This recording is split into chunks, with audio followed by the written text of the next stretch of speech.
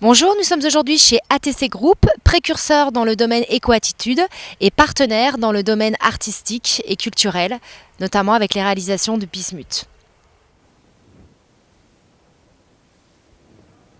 Bonjour, je suis aujourd'hui avec Christophe Osnac, un des fondateurs du groupe ATC, leader français de la signalétique indoor et outdoor et du covering de voitures. Donc Christophe, explique-moi un petit peu quel est ton parcours, comment as-tu débuté pour en arriver là? Alors c'est assez sympa parce qu'on a débuté il y a 20 ans. On était deux, on était dans un petit local, un petit garage à Villeurbanne et on découpait des lettres. On prenait les commandes le matin, on fabriquait l'après-midi. On allait poser nous-mêmes sur les vitrines des clients. Et puis on a eu aussi l'opportunité de pouvoir investir, de vivre une révolution culturelle et industrielle du métier avec l'arrivée de nouvelles machines et surtout de l'impression numérique. Pour arriver à faire un petit historique, 98 Coupe du Monde, explosion du métier, explosion de l'image sur les véhicules, et c'est là qu'on a vraiment évolué. D'accord, ok. Alors, tu as vraiment révolutionné ton métier en créant l'éco-attitude. Ou fait évoluer en tout cas. Ouais, fait évoluer, bien évoluer. Alors l'idée, oui, tout à fait. Alors, je voudrais savoir d'où est venu le concept. Le principe, c'est de se dire comment arriver à vivre notre entreprise dans le futur avec une logique qui corresponde plus à notre actualité. Et l'idée, c'était de dire, on utilise des bâches en PVC avec des encres à solvant pour des durées éphémères.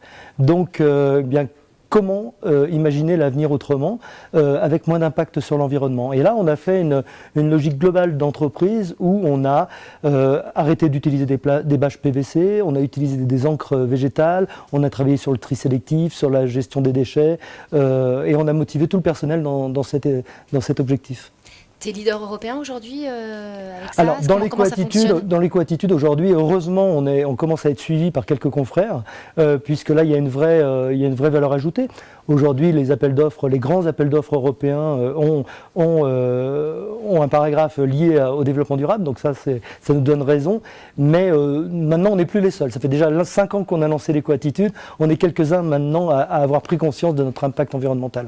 Ok. Et qui sont tes principaux clients?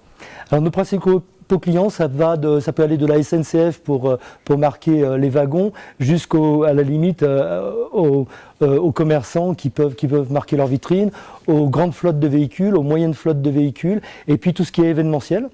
Bien sûr, parce qu'un événement, il faut le remarquer, donc il faut le marquer pour qu'il soit remarqué. Et ça va être tout ce qui est très grand format aussi, habillage, et beaucoup maintenant aussi dans la décoration.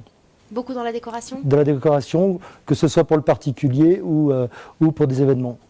D'accord. J'ai vu que tu avais réalisé une bâche assez impressionnante à l'aéroport de Saint-Exupéry, de plus de 320 mètres carrés, je crois.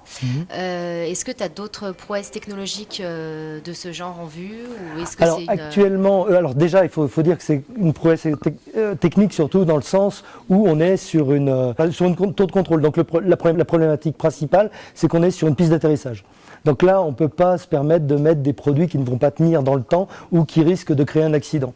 Et puis l'idée aussi, c'est de pouvoir travailler sur ce projet, c'est que nous sommes aussi partenaires de Annecy 2018 et ça concernait l'affichage pour cet événement. Donc on était doublement intéressés pour réaliser ce travail. Ta plus belle réalisation aujourd'hui? Ma plus belle réalisation aujourd'hui, ça va être... ça reste encore l'habillage extérieur du Stade de France, où là on gère tous les calicots géants qui font chacun 300 mètres carrés, il y en a plus d'une dizaine, donc ça reste une réalisation assez intéressante. Et aujourd'hui, alors pour l'actualité, on est en train de réaliser une flotte de 250 véhicules en total covering, donc ça aussi c'est des exploits techniques assez intéressants. Et ton pire souvenir? Mon pire souvenir à la limite, c'est quand je remarque un marquage qui n'a pas été réalisé par ATC. Là, c'est un peu difficile. Ah, susceptible alors. Tu es très présent également dans le domaine de l'art. Est-ce que c'est ton côté mécène? Est-ce que c'est une passion? Donc, je vois énormément avec Bismuth, on a tout un tas de choses présentes chez ATC. C'est vrai qu'on est partenaire de beaucoup d'événements et de beaucoup d'événements culturels. On a la Biennale d'art contemporain, la Biennale de la danse. Bon, aujourd'hui, c'est les Biennales de Lyon.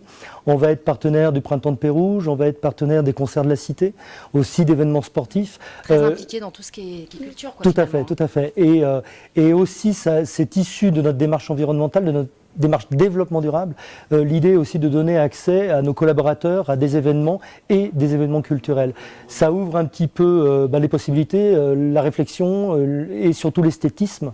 Aujourd'hui, on travaille beaucoup avec l'art contemporain parce que finalement, on trouve des liens assez étroits avec notre savoir-faire, dans le sens où on est proche de la décoration. On a des produits qui permettent de décorer l'espace, et l'art contemporain nous nourrit en termes de créativité. C'est vrai que c'est très complémentaire. Ouais. Totalement, voilà. Ta devise de chef d'entreprise? Prendre du plaisir, être libre. Être libre? Être libre. Et tes projets? C'est aussi pour ça que j'ai créé mon entreprise, ma propre entreprise. Tes projets à venir? Prendre du plaisir, de la même manière qu'aujourd'hui. Ok, merci Christophe. Merci.